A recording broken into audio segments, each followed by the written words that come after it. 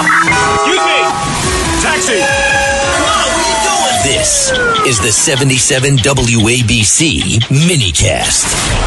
What is going to happen with Iran? Well, so far, the blockade is working.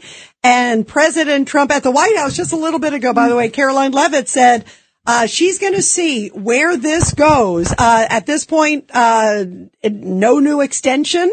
But there are apparently inclinations that the blockade is working, and at least it's starting dialogue again, which, boy, that would be great if peace could be achieved. We'll see. Joining us now is Brigadier General Blaine Holt, of course, retired U.S. Air Force Brigadier General, former C-17 commander, and also former U.S. Deputy Military Representative to NATO. Brigadier General Holt, what do you think of the Operation Epic Fury and Economic Fury? They are squeezing Iran, and right now they can't get any ships in or out of the Strait of Hormuz. I love this. I love it too. And President Trump is having such a great week. You know, when he was on the lawn and said, I think it's pretty much over, we've won, he's exactly right. That's not exaggeration. He is running the table. Either way, whether they want to come back to the table and talk, that's just theater for the 90 million people they're trying to stave off from taking over their own country. Whether they want to talk or not, we're just a few IRGC targets away from capitulation right now. He's got the coastline sewed up. We're going to get shipping through there. He's got the Chinese in a very interesting place. And I'm just grinning from ear to ear, because this is what happens when strategy meets military professionalism meets economic warfare. Let's don't leave out Scott Bessent in this. He is a hero. He has done great. What do you make of also NATO? You know, my goodness, just a little bit ago, President Trump put out another Truth Social saying, they weren't there for us. And then I saw a statement from NATO saying, oh, we're going to help after the conflict's over. I'm looking at Governor Pataki. I mean, how convenient.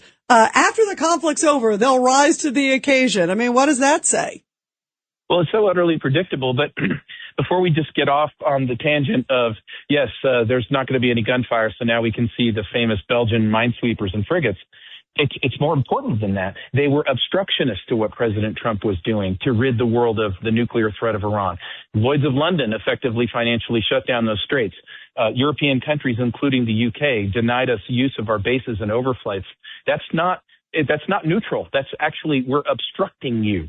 And President Trump, look, if we leave NATO, we leave NATO. I'm actually cool with that. But what I'm hearing though is he's probably going to bundle that all up into a lot of leverage. And General, you helped run NATO with Admiral Stavridis.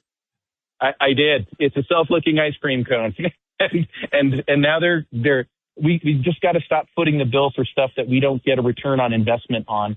And so I think President Trump's going to wheelbarrow a lot of his leverage on this nasty position they put themselves into. And then, yeah, we'll stay in NATO, but here's the new terms. And that's what I see coming. What do you think, Governor Pataki? What are your thoughts as we're heading into the squeeze play and where things are happening militarily? Well, to me, the question is, how long can this go on? How long can the Iranians sustain it? And at what point does the impact on the global economy become such that President Trump is under enormous pressure from other countries that we're going to head into a recession? So to me, that's the big question. If the Iranians can only last for another couple of weeks and their economy craters and their government is at risk, things could turn out exceptionally well. But I'm concerned if somehow they can hold out longer. And I'd be curious as to what you think. Yeah, Governor, these are wonderful points to make. But the place where we're at now is those destroyers that we have in the Navy. If we were going to catch any fire from Iran, we'd have caught it by now. Look, they don't observe ceasefires. This is game over for them. We are now going to control that waterway, and we're going to bust open shipping here very soon, I believe. And more importantly, we've got to get what's left of the growing season going with the fertilizer stocks coming out of the straits, because yes, the economics are very difficult, but what could be more difficult is potential famine in the fall. And I know that President Trump is availed of all of these things, but I think that we're really at game, set, match. They'll have a couple of other missiles. There could be something dangerous around the corner, but it's not going to be warfare like we've known it from Iran. What about, do you think we're going to have to get into Karg Island too? I mean, do you think that we're going to have to squeeze in another direction too, real quick? We might have to actually secure Karg. Then Marines are ideally set up to do that. Our Air Force A-10s are there to provide whatever air cover they need.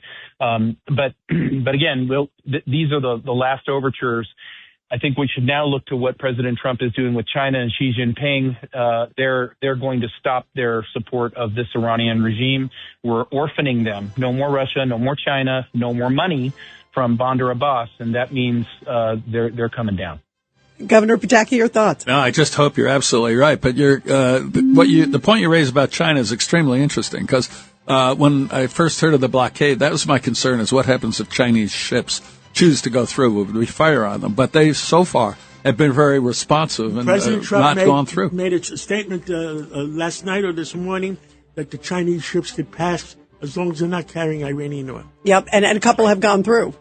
But they have come not from the Iranian exactly, ports. Not from the Iranian ports. I mean, that's a different. restriction. General, what do we all stand for? Truth, justice, and the American way. The American way. God bless America.